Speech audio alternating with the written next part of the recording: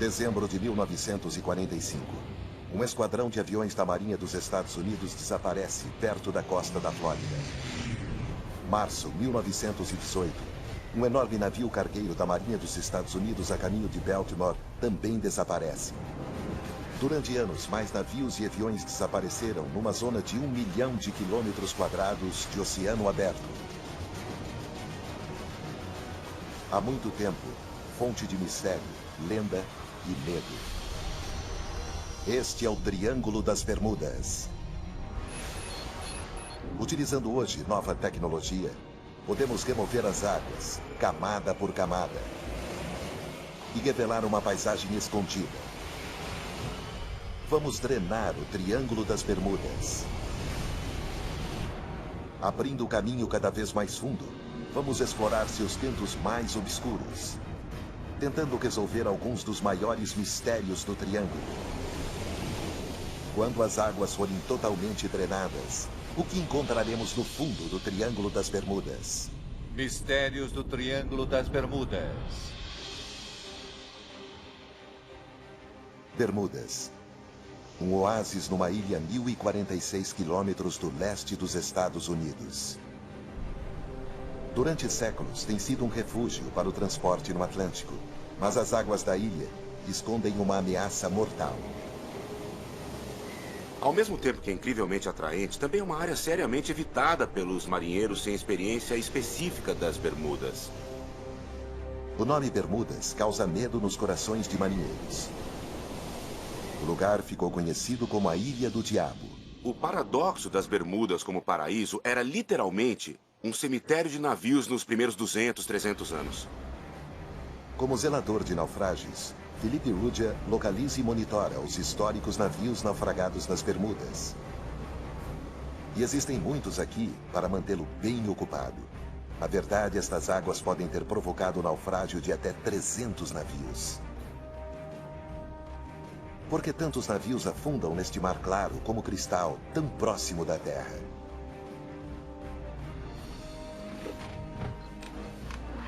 Hoje, Felipe está visitando vários naufrágios que poderiam esclarecer esse mistério.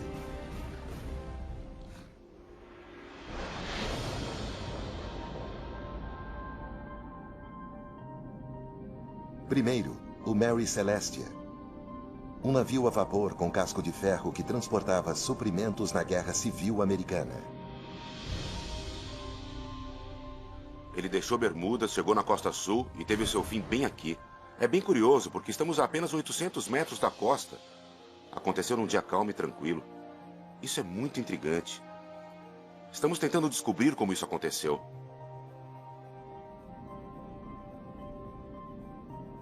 Ele está assentado a apenas 15 metros da superfície. A distinta roda de pás do navio ainda é reconhecível. Ao redor da costa, existe outro naufrágio, o Constellation. E pouco mais adiante, mais um outro, o Montana. Na verdade, segundo os registros de Felipe, existem naufrágios rodeando completamente as Bermudas. Claramente, existe algo por lá que é uma ameaça mortal aos navios. Para esclarecer este e outros antigos mistérios no Triângulo das Bermudas, precisamos ver a camada da Terra submersa. Precisamos drenar o oceano, camada por camada, para gradualmente revelar uma paisagem extraordinária, nunca vista antes.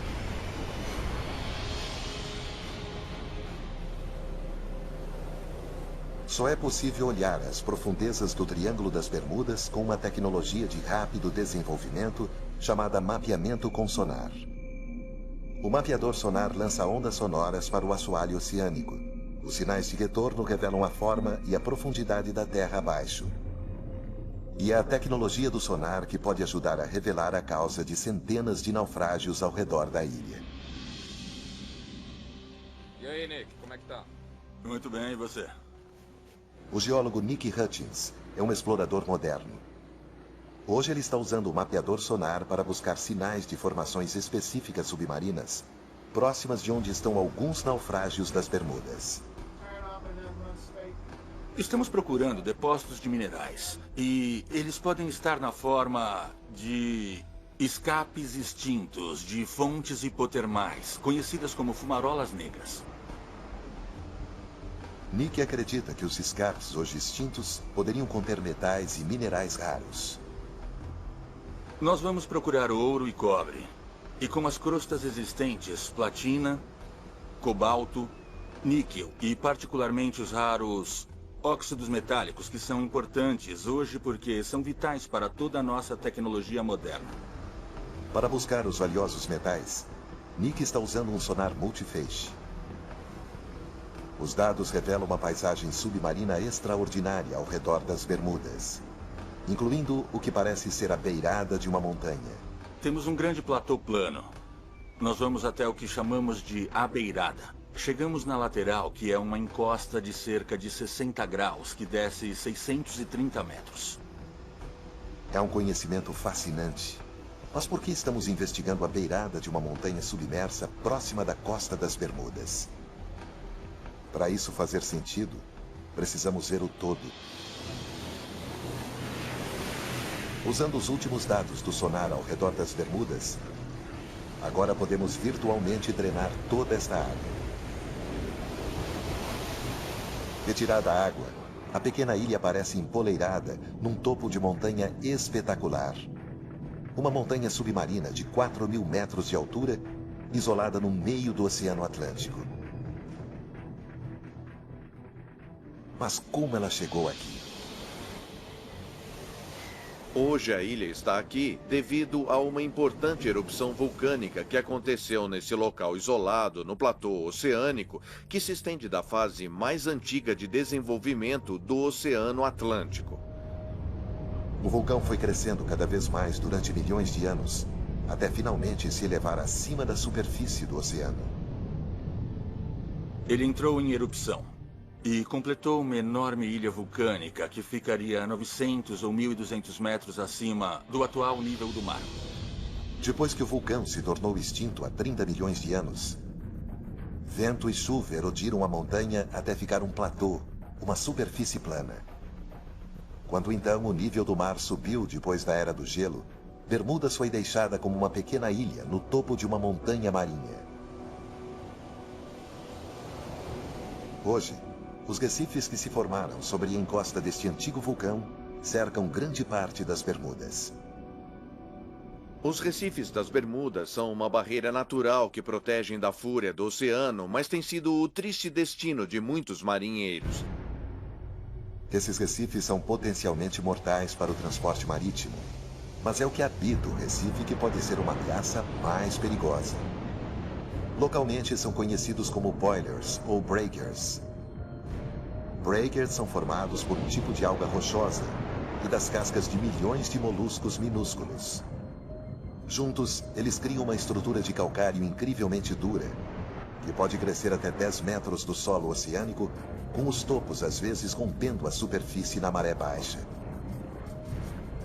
Breakers são, na verdade, materiais mais duros que o recife ao redor, e por isso sobreviveram, e os processos que os criaram continuaram a persistir. Então, qualquer navio que batesse nessas estruturas, seja de madeira ou de metal, sofreria um impacto muito sério.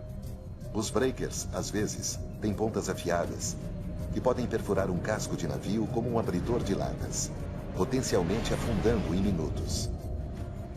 E podem ser mais letais em clima calmo. Uma ironia dos breakers é que são mais visíveis com ondas fortes e tempestades. Na verdade, os breakers são mais perigosos num dia calmo e tranquilo, porque não são vistos. Foram os breakers que causaram muitos dos naufrágios das Bermudas. O Mary Celestia é um deles. Esta ameaça escondida cerca Bermudas. Um legado mortal de seu passado vulcânico.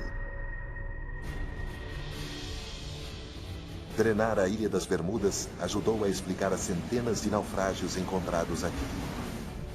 Mas este é apenas um pequeno canto de um vasto triângulo que se estende de Bermudas, no ponto norte, e vai até Porto Rico, no sul, com a costa da Flórida formando a ponta oeste. E foi a época dos voos da Segunda Guerra, partindo da Flórida, que produziu o mais conhecido de todos os mitos do Triângulo das Bermudas, o Voo 19, a Patrulha Perdida. Agora uma equipe de mergulho vai em busca de um avião envolvido nos eventos desconcertantes daquele dia. À medida que drenamos mais fundo, poderemos encontrar evidências para ajudar a solucionar o mistério? 5 de dezembro de 1945. 5 bombardeiros Avenger Torpedo decolam da base aeronaval em Fort Lauderdale, na Flórida. O Voo 19, como foi denominado, é uma missão de treinamento de rotina ao longo da costa do Atlântico. No comando, o tenente da Marinha Americana, Charles Taylor, um piloto altamente experiente. Ele conduziu dezenas de missões de treinamento, mas não estava familiarizado com este trecho da costa em particular. Na metade da missão, as coisas começam a dar errado. O tenente Taylor comunica problemas com suas bússolas. Com o tempo piorando rapidamente, eles logo estão perdidos. O PBM-5 Mariner parte em missão de resgate para localizar o voo e guiar os pilotos de volta à base. O Mariner faz contato com uma mensagem de rotina. Depois disso, nunca mais foi ouvido. Nenhum destroço jamais foi recuperado do voo 19 ou do avião de resgate Mariner.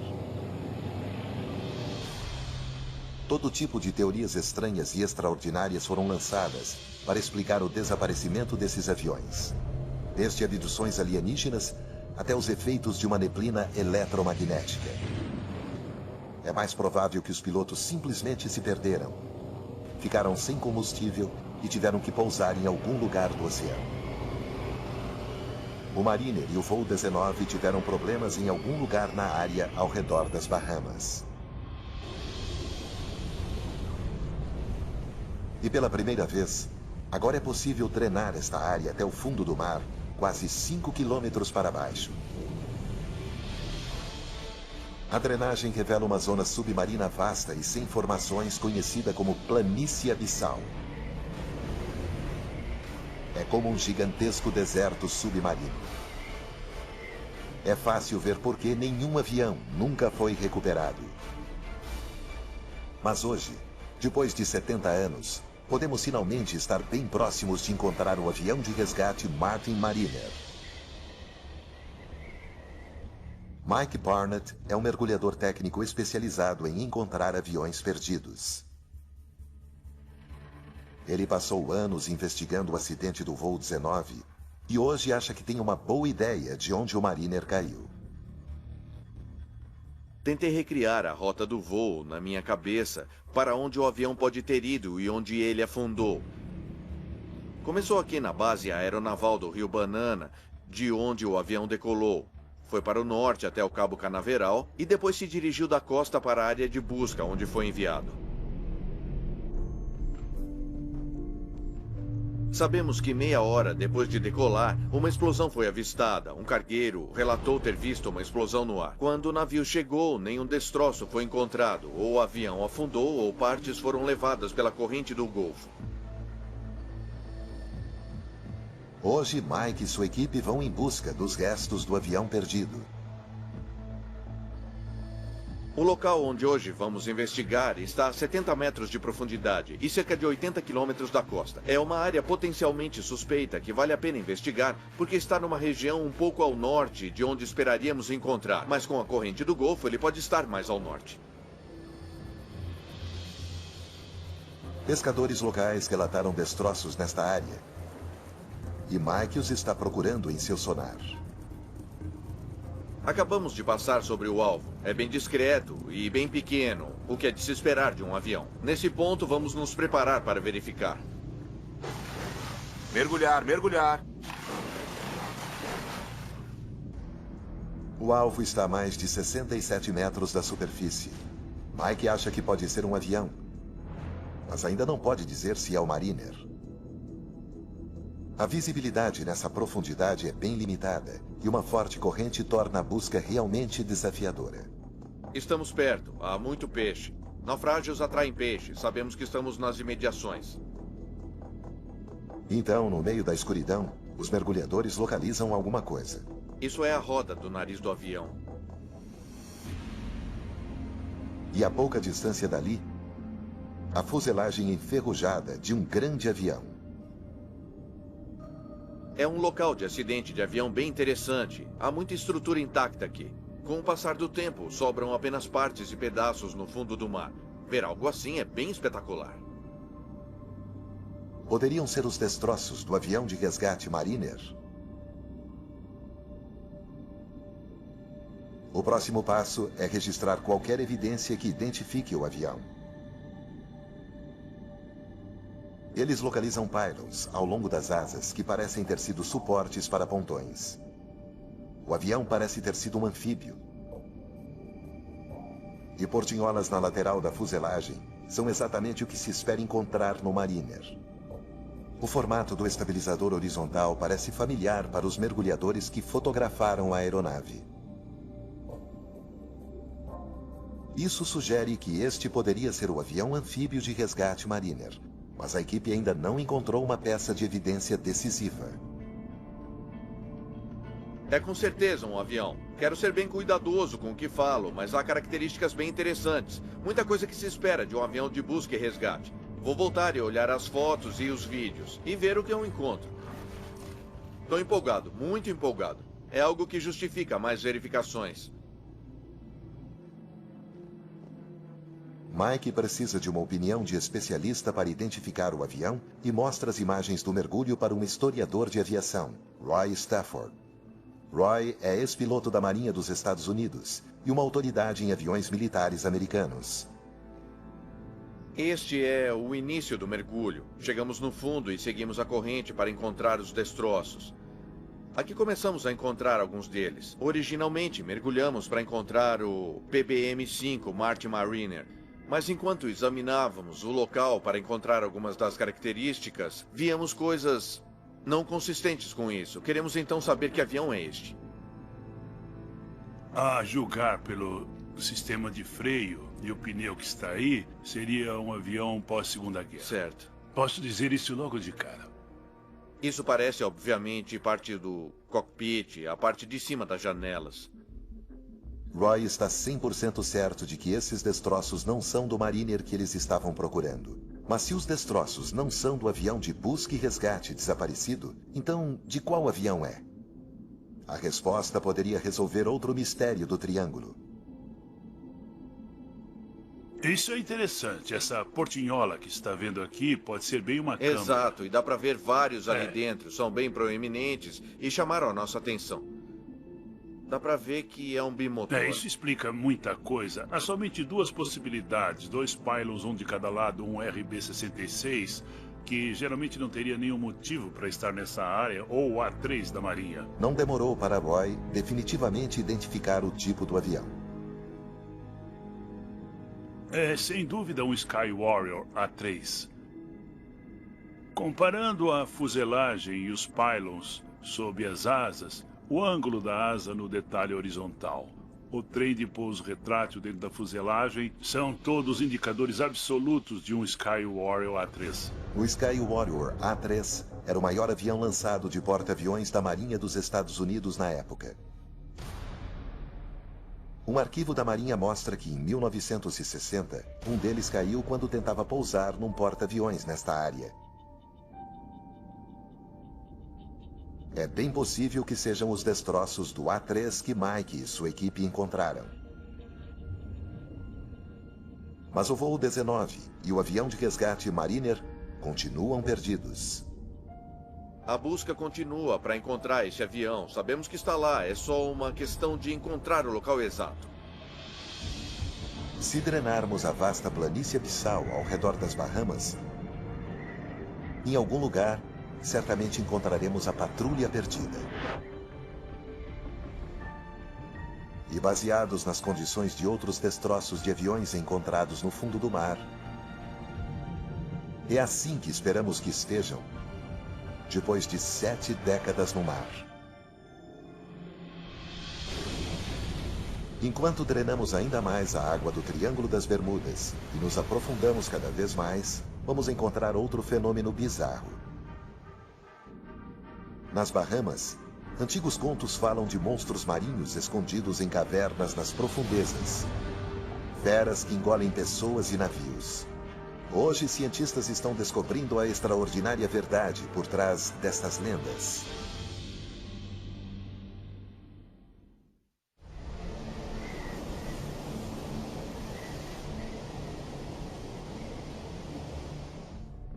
A quase 90 quilômetros da costa da Flórida, na ponta oeste do Triângulo das Bermudas, estão as Bahamas.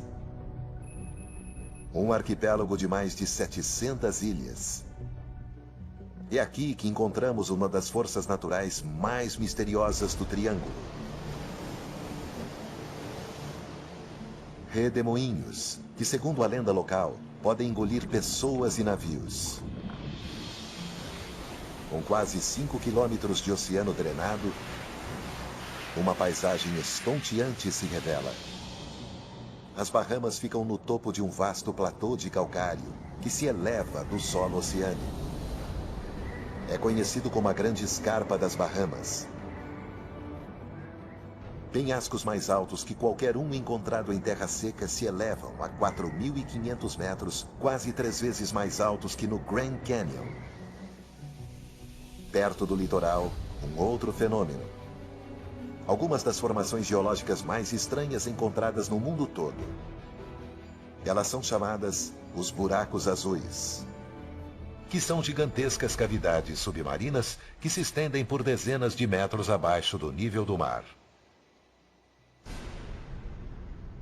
O buraco azul de Jim é o maior e mais profundo de todos. Tom Iliffe é um dos principais especialistas em buraco azul no mundo e conhece bem os perigos. Teve ocasiões em que a pessoa chegou muito perto da beirada. Lá existe um declive de areia muito íngreme que cai dentro do buraco azul.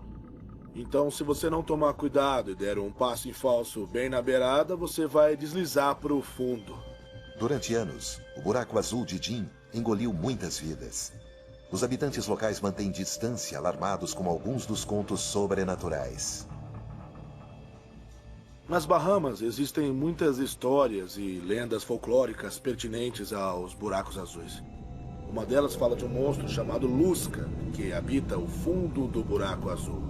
E a água que entra e sai é o Lusca, o monstro, inspirando e expirando água. Inclusive, existem histórias de navios que se aproximaram do buraco azul e foram tragados pela inspiração do Lusca. Tom observou redemoinhos no buraco azul de Jim, como citados nas lendas.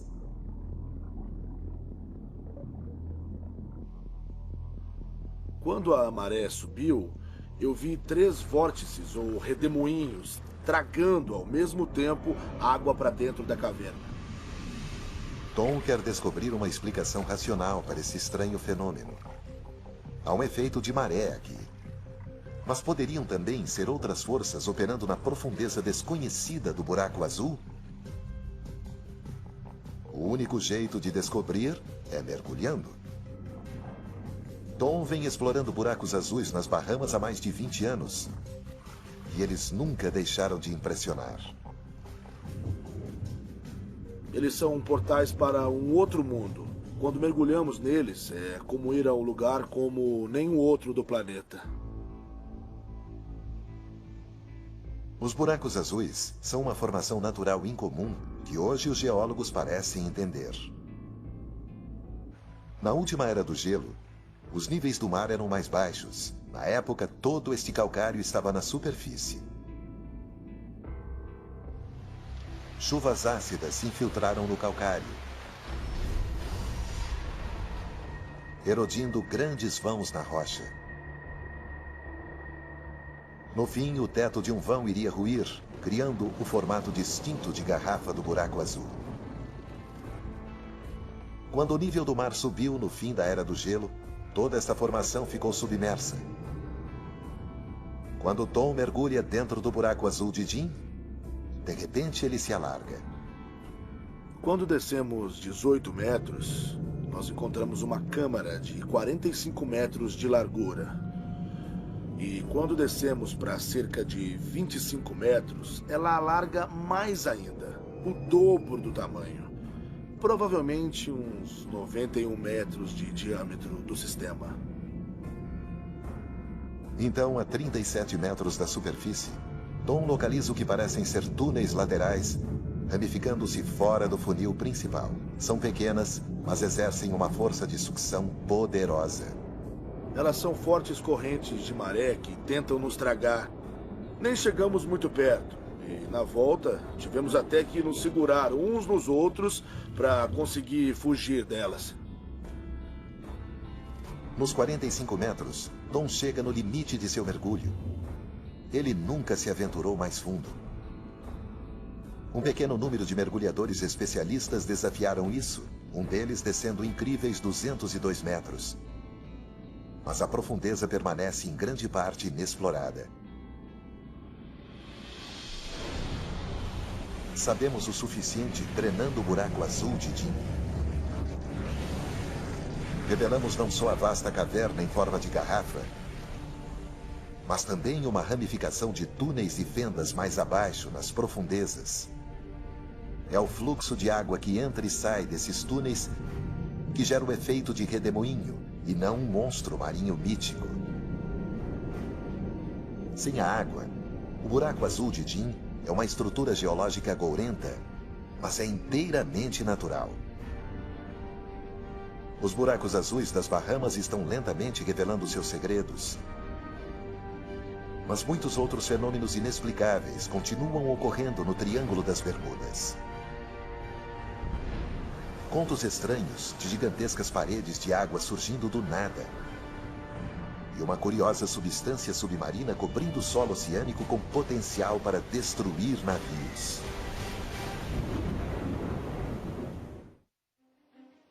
Março, 1918.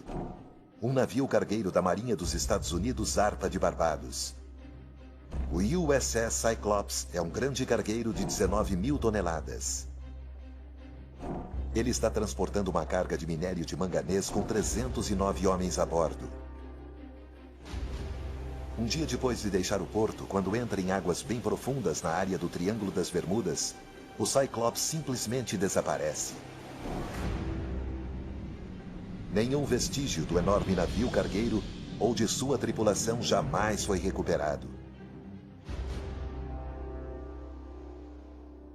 Para Marvin Barash, a história está marcada pela tragédia pessoal. Meu tio-avô, Lawrence Mergell, era foguista a bordo do navio. Ele tinha uns 20 anos e estava entre os 309 desaparecidos. Geralmente, quando navios se perdem, alguma coisa é encontrada. Pode ser uma parte do bote salva-vidas ou alguma carga, até algum destroço. No fim, alguma coisa aparece. Neste caso, nada. A ausência de qualquer fragmento de destroços logo suscitou teorias extravagantes. Surgiram todo tipo de histórias bizarras.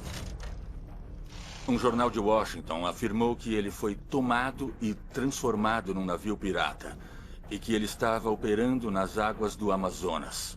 Outros diziam que tinha sido tomado por um submarino alemão e até mesmo por uma gigantesca vida marinha, como um polvo, e havia fotos desses incidentes em alguns jornais que circulavam pelo país. Marvin dedicou sua vida para descobrir o que realmente aconteceu ao Cyclops. Ele examinou cada documento e registro vinculado ao navio. Foram décadas de meticulosa pesquisa, mas hoje ele acredita que identificou um erro fatal no projeto do navio. Na época, era o maior e mais rápido navio da Marinha dos Estados Unidos em circulação. Ele tinha um fundo chato e rolava facilmente. E um dia ele tombou aproximadamente 50 graus num lado e uma outra vez tombou do outro lado. E para muitos navios isso poderia continuar e causar uma catástrofe total. Devido à tendência do navio de rolar, algo aconteceu para ele emborcar de vez? Algo extraordinário? Durante séculos, marinheiros contaram histórias sobre ondas gigantes. Enormes paredes de água surgindo do nada, esmagando qualquer navio em seu caminho.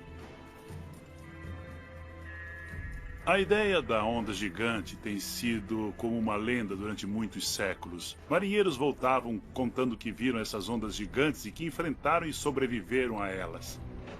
Segundo o Dr. Simon Boxall, essas antigas histórias de marujos não podem mais ser ignoradas. Usando satélites, podemos observar o mundo todo em poucos dias. Assim, nos últimos 20 anos, temos observado e medido ondas monstruosas que, em alguns casos, podem passar de 30 metros. Portanto, elas existem. Ondas descomunais têm sido ocasionalmente filmadas.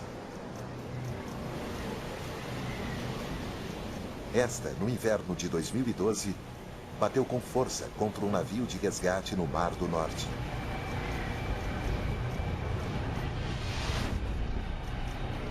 Devido então aos padrões extremos de clima no Triângulo das Bermudas, poderiam ondas gigantes, numa escala similar, ocorrer aqui?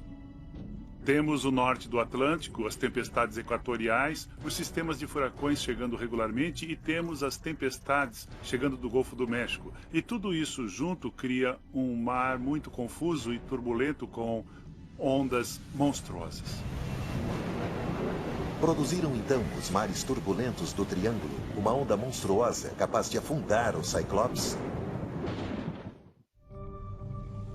Há muito tempo, o Triângulo das Bermudas é considerado um lugar de mistérios. Agora, usando a última tecnologia para drená-lo, mitos são dissipados para descobrir o que realmente está acontecendo. Mas às vezes, só a ciência experimental é suficiente para resolver um enigma de longa data. Universidade de Plymouth, sul da Inglaterra. O tanque de onda do Laboratório da Costa. Este é um dos mais avançados tanques de onda do Reino Unido. Ele pode simular uma grande variedade de condições oceânicas que ocorrem no Triângulo das Bermudas. Aqui os cientistas levam muito a sério a ideia de ondas gigantes ou monstruosas. Nós vamos nos focar em um local de 16 metros. Hoje, os oceanógrafos realizam uma experiência para determinar se uma onda gigante poderia ter afundado uma embarcação grande, como o navio da Marinha dos Estados Unidos desaparecido, o Cyclops. A equipe lança um modelo em escala comparável em tamanho ao Cyclops. Ele será colocado diretamente no caminho de uma onda monstruosa. Primeiro, ele gera um padrão de onda normal. Com ondas equivalentes a 7,5 metros de altura, a embarcação permanece estável. Mas quando ele simula um impacto de duas frentes de tempestade convergentes, logo há interferência no padrão da onda. E de repente, como se viesse do nada, uma onda gigante. É o equivalente a uma onda de mais de 15 metros. E o seu impacto no modelo em escala é bem claro.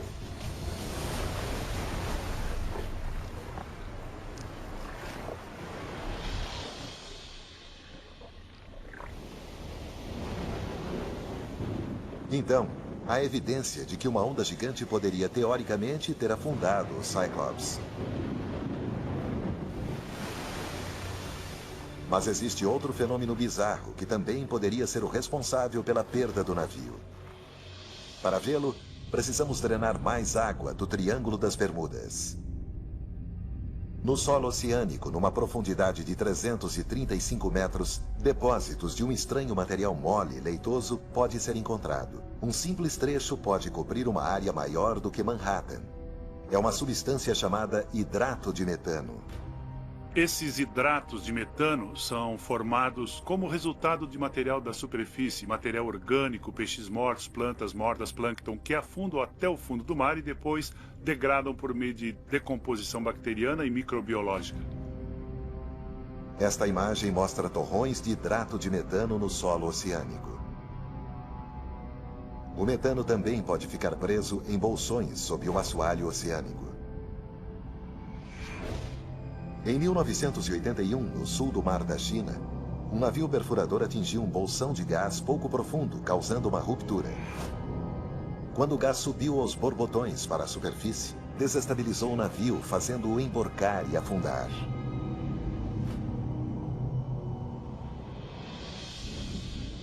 Qualquer distúrbio em grande escala no solo oceânico, como um terremoto ou deslizamento, pode deslocar uma importante placa de hidrato de metano que se transformará em gás ao flutuar na superfície. Assim, uma liberação de hidrato de metano poderia potencialmente ter causado o emborcamento do USS Cyclops, principalmente por causa do projeto que o deixava propenso a rolar. Mas o único jeito de determinar o que realmente aconteceu ao navio é encontrando os seus destroços. Depois de pesquisar o máximo que pude sobre a distância aproximada percorrida pelo navio, desde o ponto de partida, acredito que estava provavelmente a um dia do porto e provavelmente virou perto da área noroeste de Porto Rico. Marvin espera que um dia o local dos destroços possa ser encontrado. Encontrar o local da sepultura do Cyclops, do meu tio-avô e de todos os outros que serviram com ele seria importante.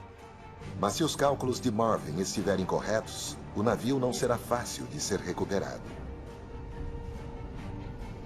A drenagem da área revela uma trincheira de 8 quilômetros de profundidade, a Fossa de Porto Rico. É onde o triângulo atinge o seu ponto mais profundo.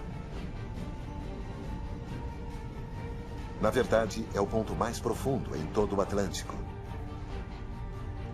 Enquanto os cientistas exploram a enorme formação submarina, uma descoberta pode esconder o mais mortal de todos os segredos do Triângulo das Bermudas.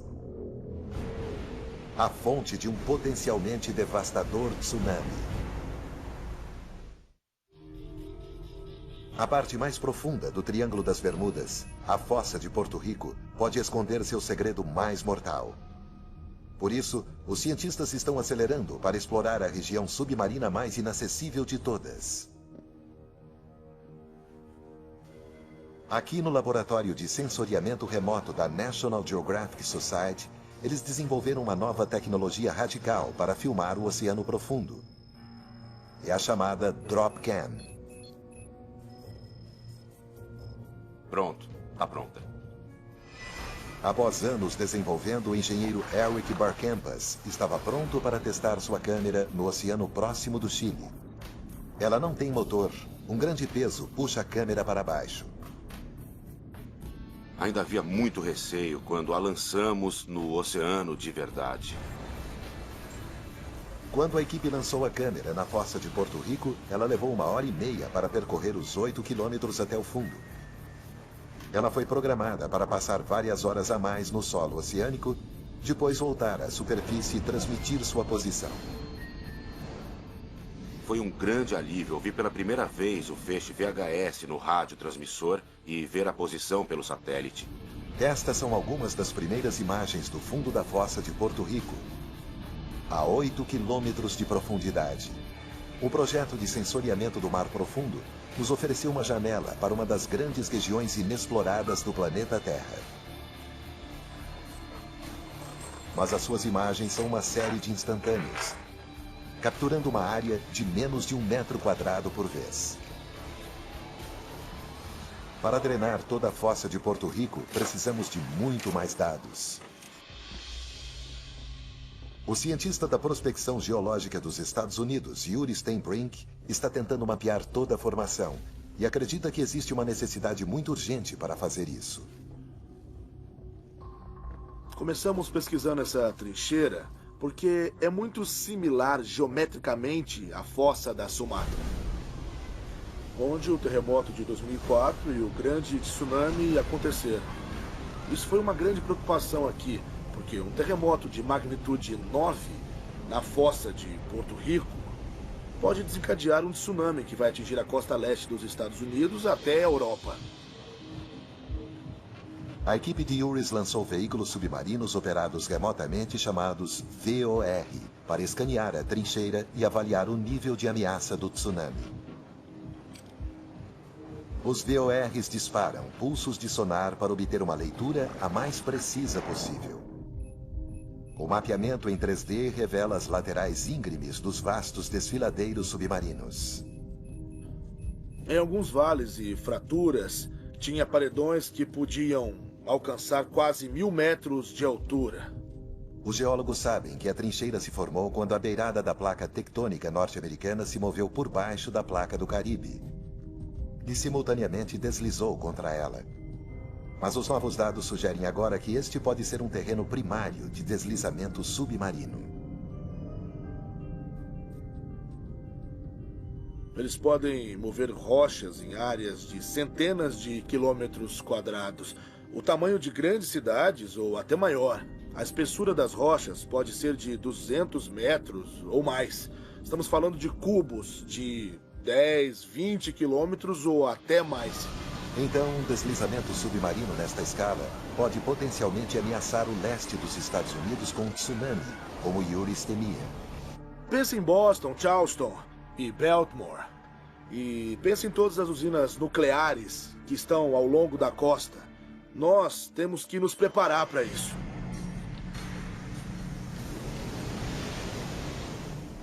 O impacto aterrorizante de um tsunami numa usina nuclear mal protegida é hoje bem compreendido, depois do desastre de Fukushima em 2011.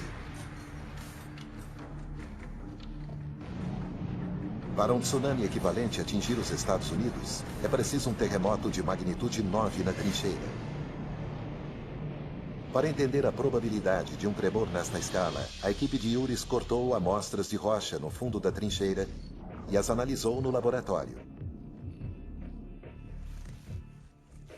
O que eles descobriram será de grande alívio para qualquer morador da costa leste. Mas se você morar perto da trincheira, será desastroso.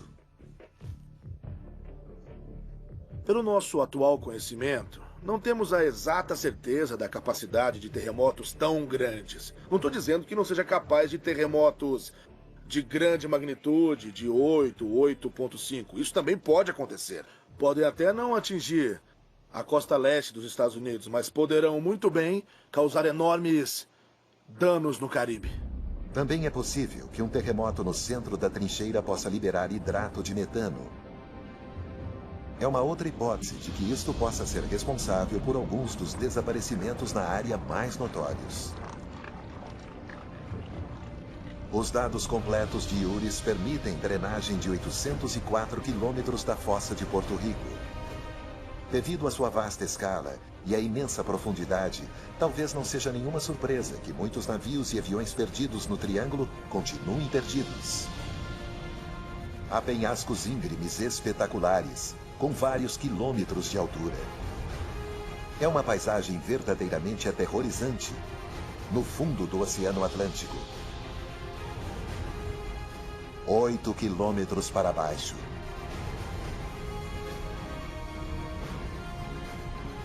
A drenagem do Triângulo das Bermudas nos mostrou pela primeira vez uma variedade incrível de terrenos, incluindo algumas das mais estranhas formações existentes nos nossos oceanos. Os mitos e as lendas do Triângulo são persistentes e profundamente enraizados. Mesmo assim, descobrimos que os perigos atribuídos a esta área não parecem vir de fenômenos sobrenaturais, mas das forças bem reais e mortais da própria Mãe Natureza. Versão Marshmallow São Paulo.